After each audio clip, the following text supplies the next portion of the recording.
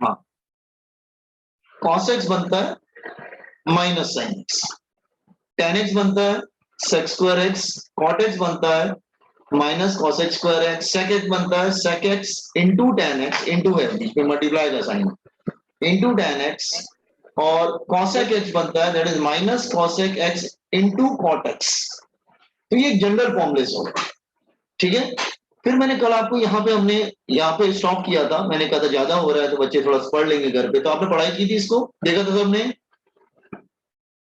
Boys and girls, have you seen these formulas? Okay. फिर मैंने कुछ आपको नया बताने की कोशिश की थी कि अगर सपोज कर लो sin 2x हो तो sin x क्या बन जाता है cos x, उसमें कोई प्रॉब्लम नहीं, सब कुछ वैसे ही कॉपी हो जाए, बट इनटू एंगल पार्ट का डेरिवेटिव मल्टीप्लाई होता है तो x का 1 हो जाएगा तो 2 विल मल्टीप्लाई, cos x क्या बनता है minus sin x into derivative angle part multiply हो जाता है दिस वन। तो यहां तक समझ में आ गया था ना boys? Anybody having doubt? Okay, मैं प्रोसीड कर जस्ट मैं प्रोसीड कर रहा हूं। ओके, नाउ एक होता है ई मतलब एक्सपोनेंट होता है बेटा, एक्सपोनेंट, इसकी वैल्यू होती है 2.718, ये कांस्टेंट होता है, इट्स अ कांस्टेंट, ठीक है। तो I am going to teach you your new formula. सी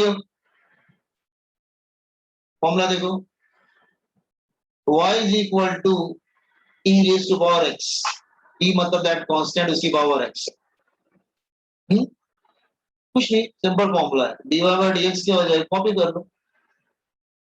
आप कहेंगे सर बहुत अच्छा, ये तो फॉर्मूला है, both question and answer both are same. हाँ, दोनों सेम आते हैं, मतलब जो क्वेश्चन होता है वही आंसर भी होता है, कोई प्रॉब्लम नहीं है। तो are you getting this formula? ये फॉर्मूला समझ में आया सबको? Yes sir. हाँ, लेकिन अगर कुछ ऐसा होता तो y is equal to e raised to power 2x, ऐसे कुछ होता तो मैं फिर से इधर करके दिखाता हूँ। Second again I am taking one more समझाने के लिए कि x का अगर कोई कोएफिशिएंट होता तो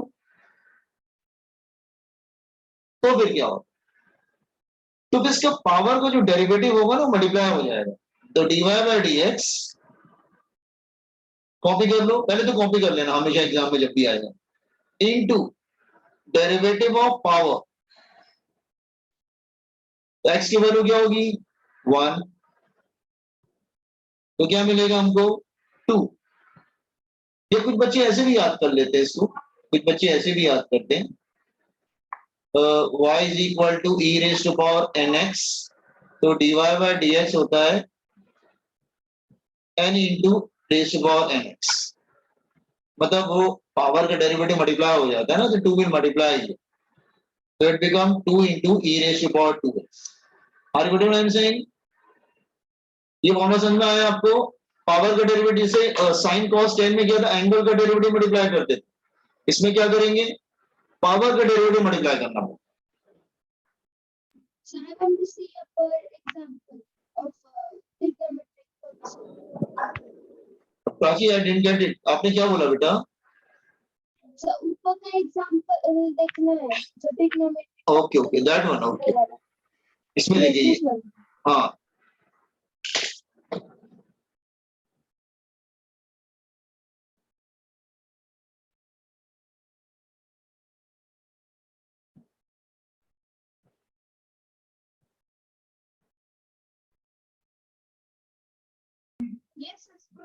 हो गया, ओके नाउ अच्छा एक मुझे क्वेश्चन बताइए जरा आप लोग, मैं क्वेश्चन देता हूं आप लोग को।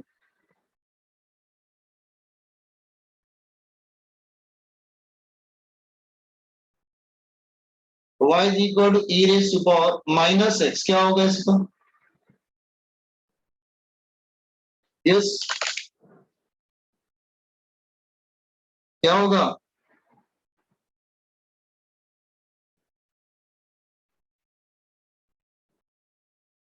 बोलिए, पहले तो कॉपी कर देंगे कि नहीं?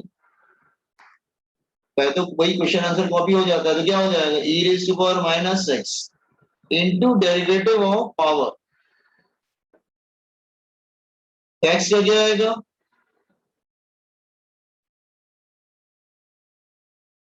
वन। तो क्या बचेगा हमारे पास? e raised to minus x. नहीं वो तो ठीक है, वो कर दिया। अब तो जो पावर का डेरिवेटिव भी लेना पड़ेगा ना, मल्टीप्लाई करेंगे उसको। तो x का क्या होगा? वन। तो हमें क्या मिलेगा? बोलिए बच्चा।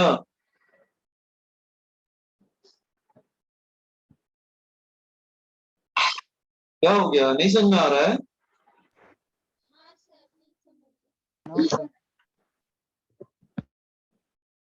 हाँ क्या आएगा? क्या लिखूं?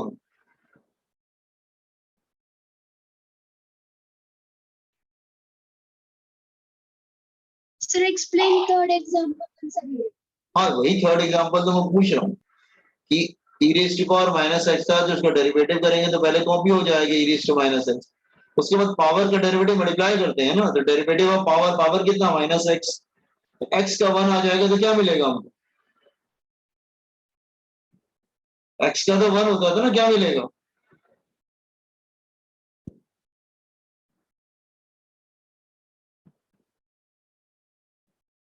अरे क्या हो गया?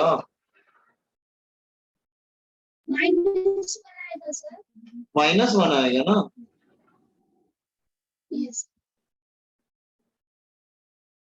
या तुम इसको भी ध्यान रखना चलेगा, ये वाला अगर नहीं, अगर याद आ रहा है तो ये जिस वन पे मैंने बोर्ड लिखा है या y is equal to e raised to power nx is equal to n will multiply n is equal to nx. देख लो, just I'm giving 1 minute, just think about this, मैंने कैसे किया है।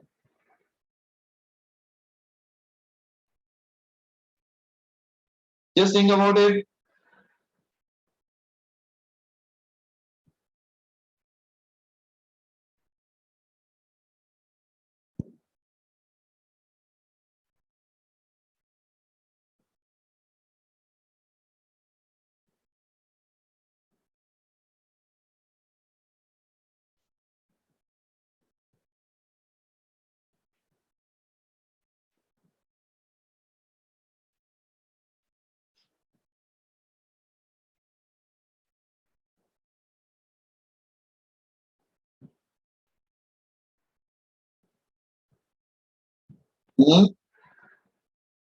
हो गया?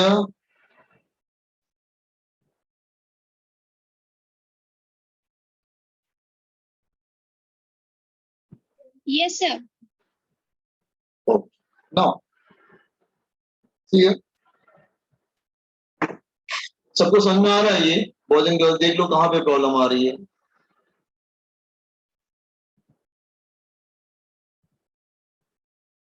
जैसे हम लोग साइन कॉस टेन में एंगल का डेरिवेटिव मल्टीप्लाई करते हैं ना, इसमें पावर का डेरिवेटिव मल्टीप्लाई।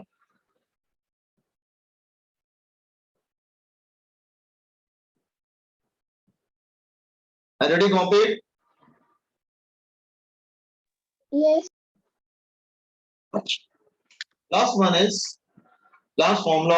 अब वैसे तो बहुत होते हैं पर उतना फिजिक्स में जरूरत नहीं होता है, तो आपको बस थोड़े में बता रहा हूँ जितना फिजिक्स में रिक्वायरमेंट है। लास्ट फॉर्मूला इज, ये formula number I don't know कौन सा है, ये फॉर्मूला नंबर, ठीक है फॉर्मूला ही लिख देता हूँ direct. Now this is a formula.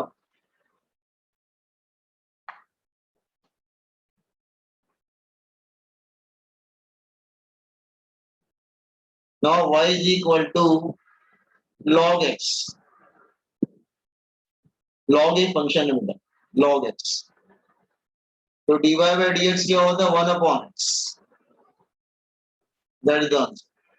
तो log x 1 upon x1।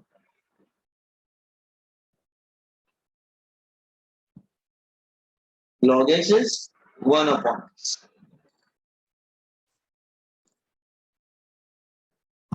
और अगर, लेकिन अगर ऐसा हो y is equal to log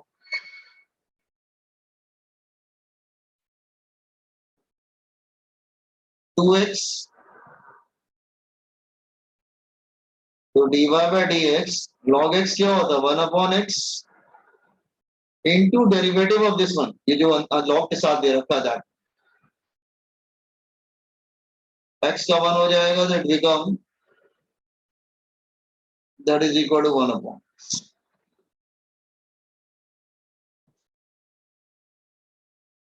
ठीक है, तो हमेशा बस कुछ बच्चे ऐसे भी याद करते हैं, मतलब उसको ठीक है हमको नहीं समझ में आ रहा तो हम ऐसे ही याद कर लेंगे, ये भी एक तरीका होता है।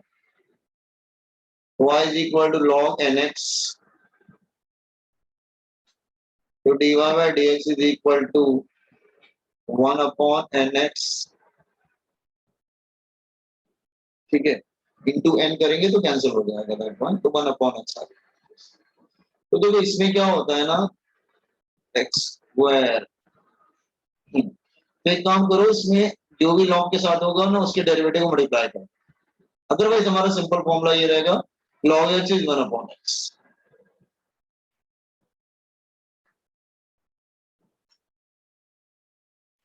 तो ये हमारे डिफरेंशिएशन के सारे फॉर्मूले खत्म हो, समझ में आया? Yes, sir.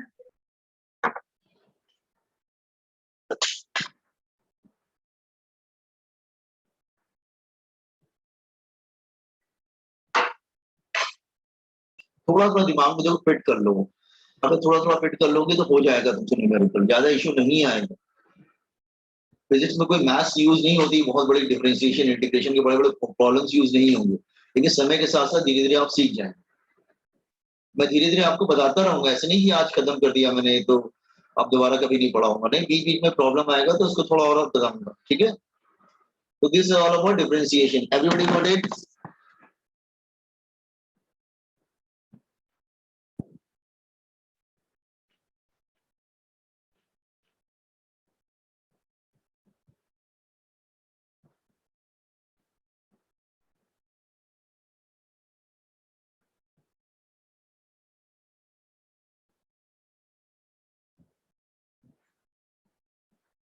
कंप्लीटेड?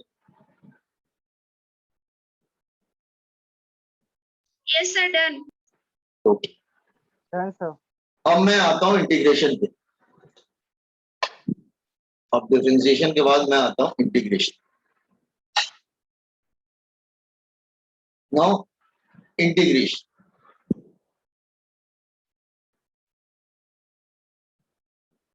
ध्यान समझना, एवरीबॉडी इंटीग्रेशन ध्यान समझना।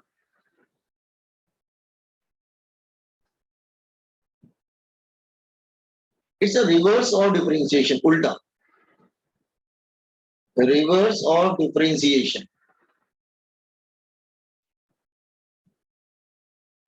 मतलब इंटीग्रेशन का मतलब क्या होता है? समेशन, एडिशन,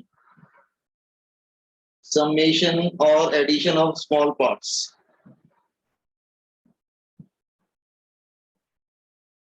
समेशन और addition of small parts.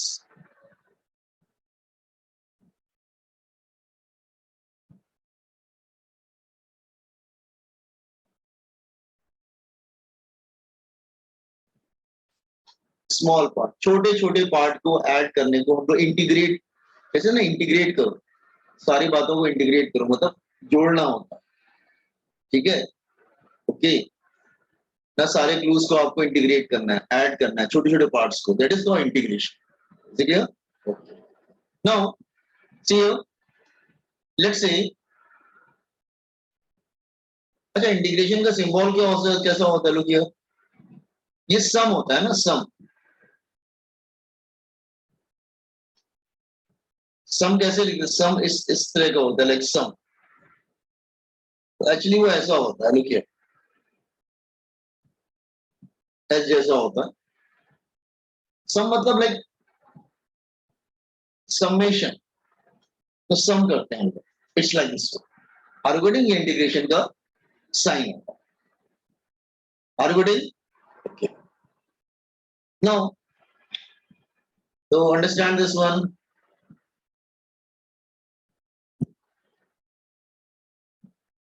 Look here. Let's say any graph is given like this, and this is x and this is y. and you want to calculate the area below the graph from x1 to x2.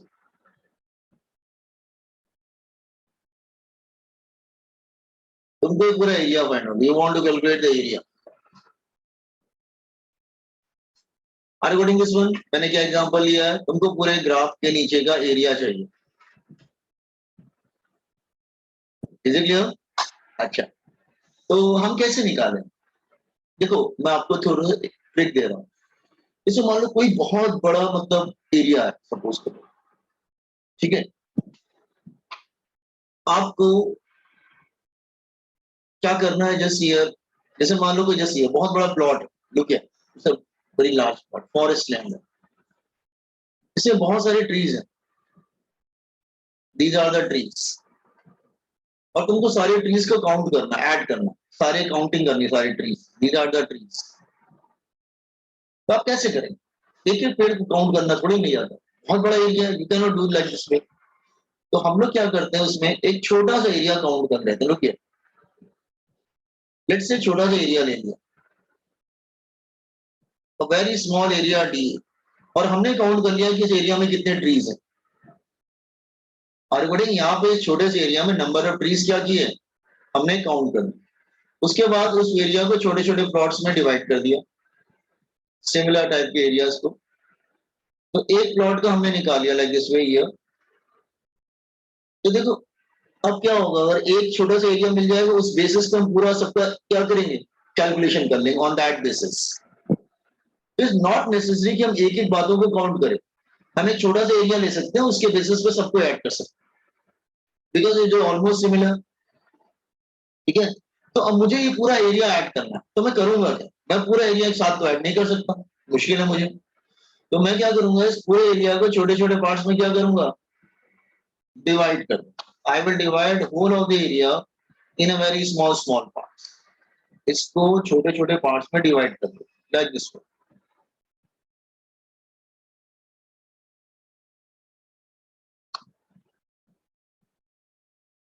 बस ये छोटे छोटे parts में divide कर देते हैं हम लोग एरिया।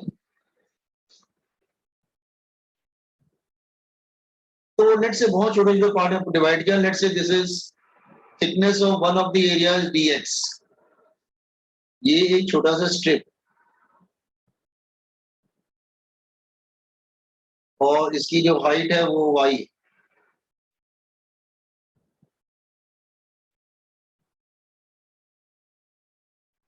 तो हमने क्या किया, छोटा सा एक एरिया ले लिया, ये एक छोटा सा एरिया इधर ले लिया ये। तो ये एरिया मुझे फाइंड आउट करना है, इस एरिया बहुत छोटा है, दैट इज dA। ठीक है, ये बहुत ही छोटा एरिया है, दैट इज dA। ओके, तो जस्ट ये छोटा सा एरिया D, अब पूरा एरिया मुझे चाहिए फ्रॉम x1 to x2। Are you getting the diagram first of all? Diagram समझ में आ रहा है?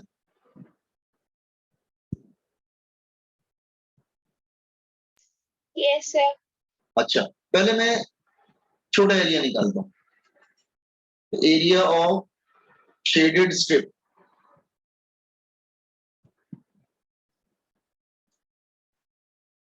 एरिया क्या होगा, लेंथ इंटू ब्रेथ, रेक्टेंगल है, लेंथ इंटू ब्रेथ। तो एरिया क्या होगा, लेंथ कितना है, ये ऐसे है ना बेटा, एरिया ऑलमोस्ट ऐसे है,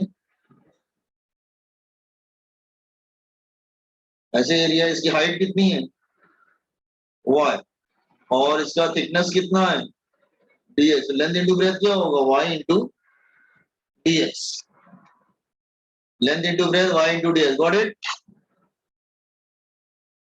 छोटा सा एरिया कैसे निकाला समझ में, लेंथ इंटू ब्रेथ करके निकाल लिया। तो टोटल एरिया कैसे मिलेगा, टोटल एरिया इसको Number of boxes into area of नहीं, shaded strip. हाँ एक काम करो, सारे बॉक्सेस के एरिया को ऐड कर दे on that base, just here. इसका मतलब summation of all the areas, इसका मतलब integration of all the area, छोटे छोटे एरियाज को ऐड कर दी, इंटीग्रेट कर, सम, ये सम का साइन है, this is sum, integration of all the areas. और ये जो स्मॉल एरिया निकाला था ना, वो लाके यहाँ पे रख देंगे।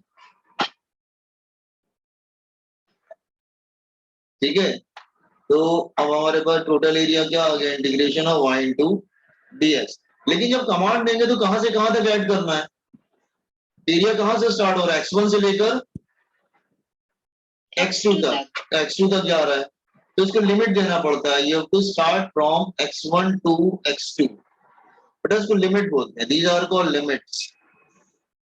इसको बोलते हैं upper limit and this is called lower limit.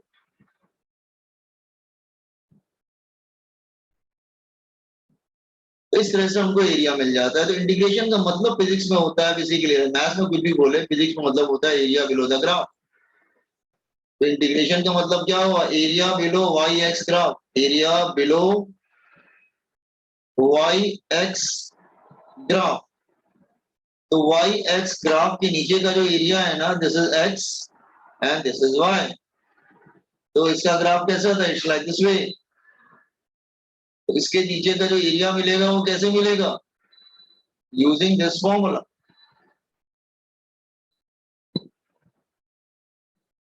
मिल जाएगा हमको, यूज दिस वन।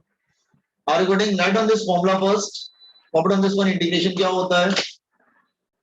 मैथ्स वाले टीचर अलग तरीके से पढ़ाएंगे जिसने मैथ्स किया बेटा, लेकिन फिजिक्स में हम ऐसे ही पढ़ा देते हैं बच्चों को, ताकि बच्चों को आइडिया लग जाता है थोड़ा सा।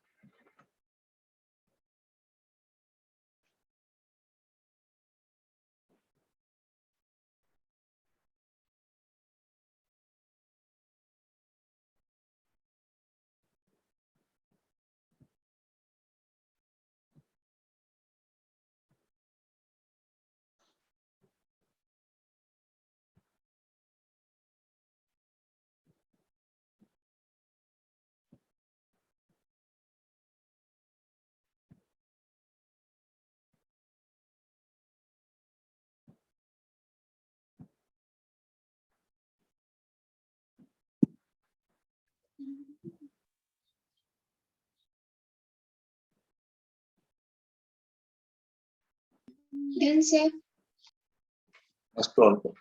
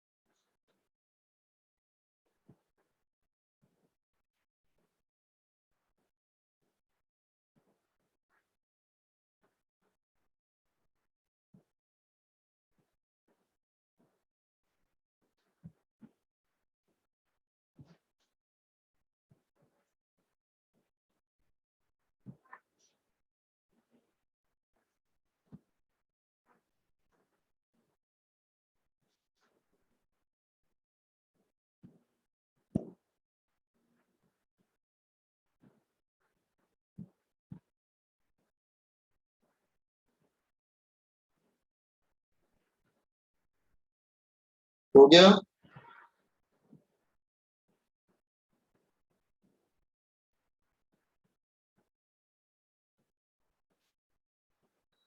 Yes done boys and girls.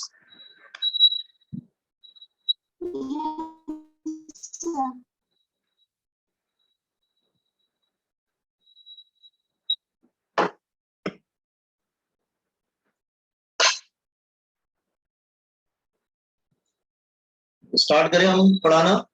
Integration का मतलब एरिया बिलो द ग्राफ होता है, फिजिक्स में ध्यान रखना है इसको।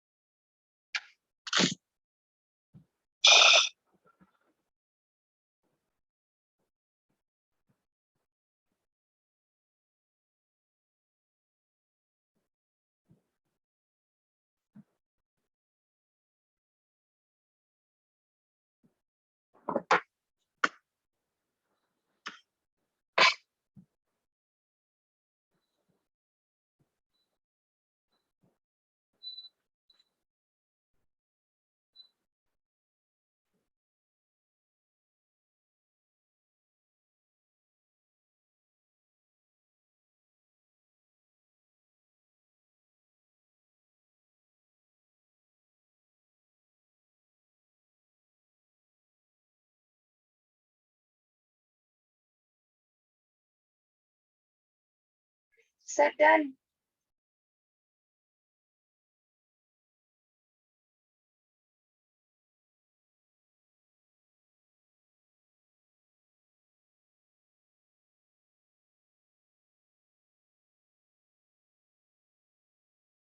See you, boys and girls, look here.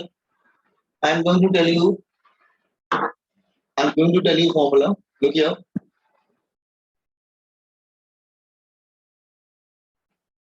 ठीक है, फॉर्मूला देखो.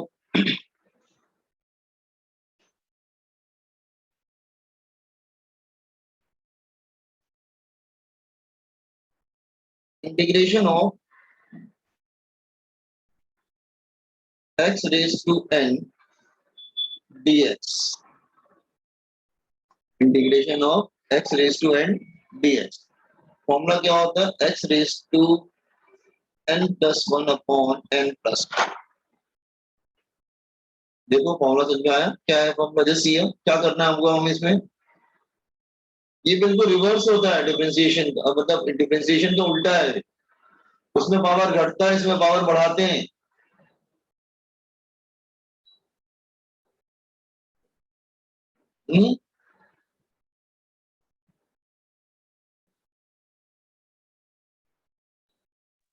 Yes, sir. ठीक है ना? तो देखो यार, अब मैं ये दो चार एग्जांपल लूंगा. जैसे just I am taking some examples. देखिए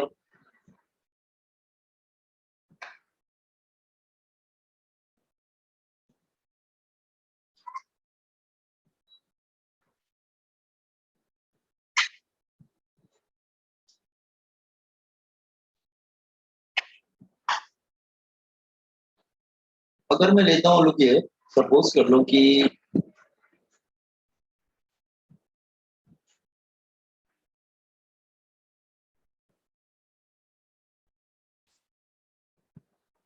अगर मैं first example integration of x cube, क्या आंसर है?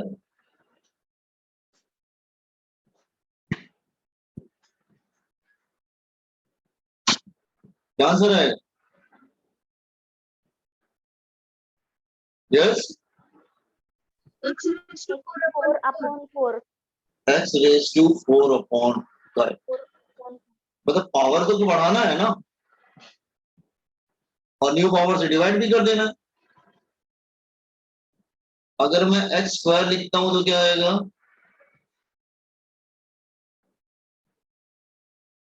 X raised to 3 by 3. 3/3. अच्छा, अगर मैं x लिखूं तो क्या होगा? X raised to 2 by 2. x raise to 2/2. ठीक है. अच्छा, फिर मैं दूसरा एग्जांपल लेता हूँ. Wait,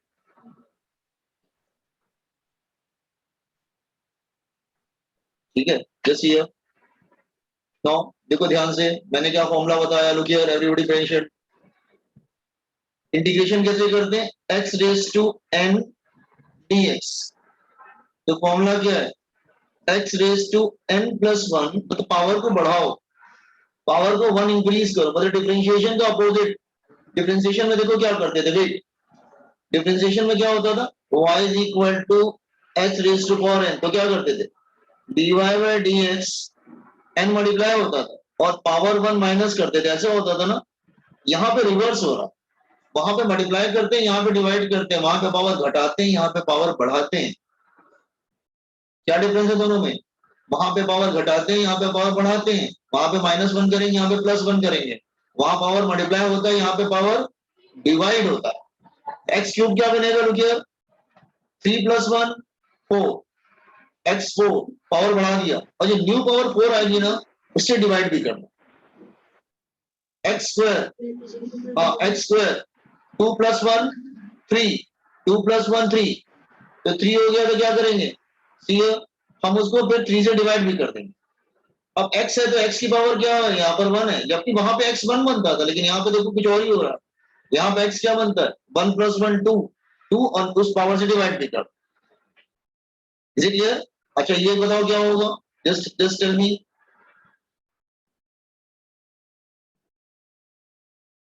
1 upon x square dx क्या होगा? Yes tell me. X square ऊपर चला जाएगा तो क्या हो जाएगा, एक्स रेज टू -2। हाँ, इसका क्या हो, जस्ट टेल मी। पावर बढ़ाओ, +1 करो और न्यू पावर से डिवाइड भी कर दो, क्या आएगा? x raised to -1 upon -1. Yes, -2 + 1 is equal to -1। तो क्या हो जाएगा, that is x raise to -1 और न्यू पावर से डिवाइड भी कर देंगे -1। तो अल्टीमेटली ये क्या आ जाएगा, x minus x raise to -1। X raise to -1 नीचे भी आ सकता है तो 1/x। देख लो, समझ में आ रहा है? एक काम करो, computer this examples first, copy करो फॉर्मूला।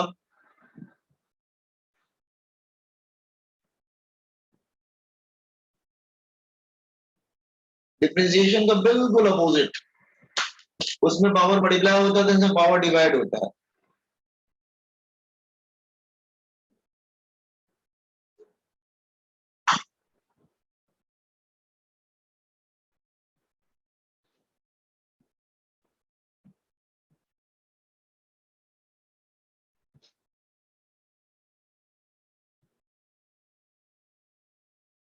फॉर्मूला कॉपी किया, एग्जांपल्स कॉपी करिए।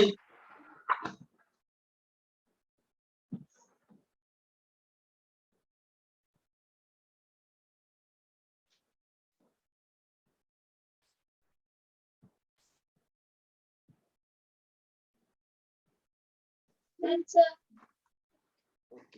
दूसरा वाला भी ये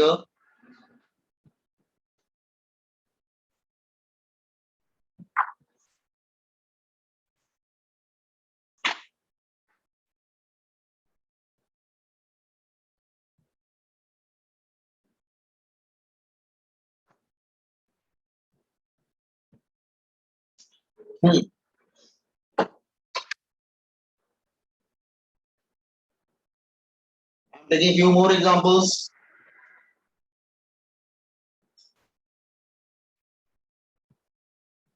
Five.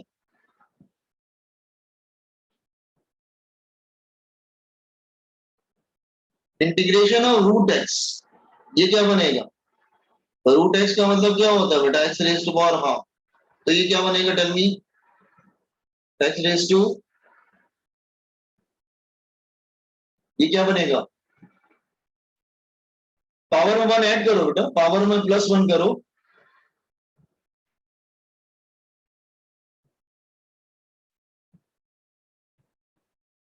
क्या हुआ, +1 ऐड करके बताइए मुझे। sir. It will be 2x raised to 3/2/3. एक हाफ +1 3/2, हाँ 3/2 हो जाए तो 3/2 अपॉन 3/2, तो ये इन्वर्ट हो जाएगा, it become 2/3 x raise to power 3/2। Got it?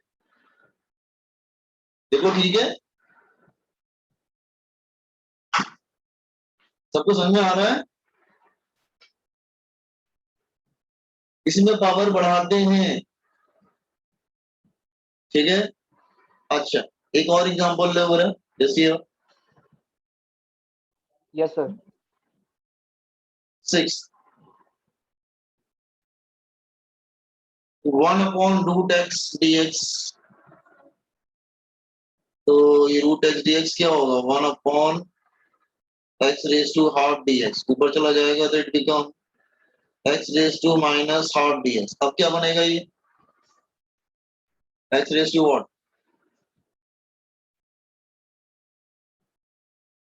-1/2. तो -1/2 नहीं, -1/2 कैसे है? पावर बढ़ाओ ना, +1 करो,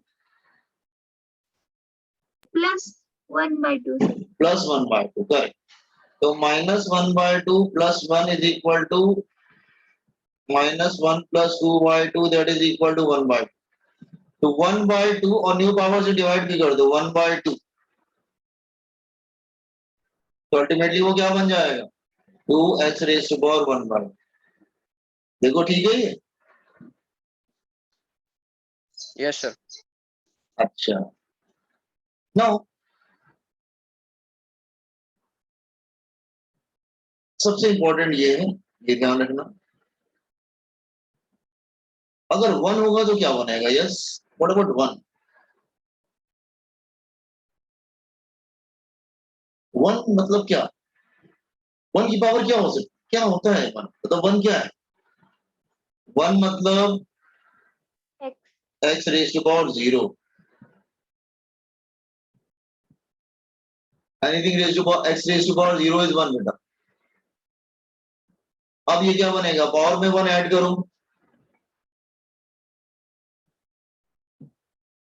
पावर 1 ऐड करिए, X raised to 1 upon 1 means X. x raised to 1 upon 1 that is equal to x। ये सबसे इंपॉर्टेंट है कि 1 हमेशा x बनता है। उस डिफरेंशिएशन का अपोजिट, डिफरेंशिएशन में क्या बनता था? x1 बनता था, इसमें 1x बनता, उल्टा अपोजिट।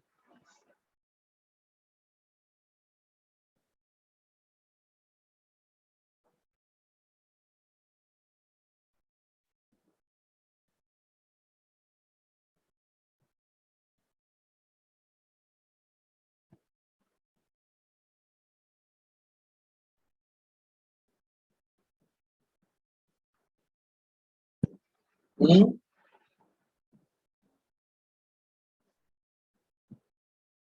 Del sir. अच्छा अच्छा, कोई कांस्टेंट आ जाता है तो प्रॉब्लम नहीं होता। अगेन फॉर्मूला, अगर कोई कांस्टेंट आ जाता है कोई प्रॉब्लम नहीं, जैसे वहां पे कांस्टेंट ज्यादा आ जाता है कोई इशू नहीं था उसमें, यहाँ पे भी है, अगर कांस्टेंट कोई आ जाता है तो कोई प्रॉब्लम नहीं है, कांस्टेंट ऐसे ही रहेगा। x raised to n plus 1 upon n plus 1, what is this formula? If there is any constant there is no issue, no कोई इशू नहीं है उसमें।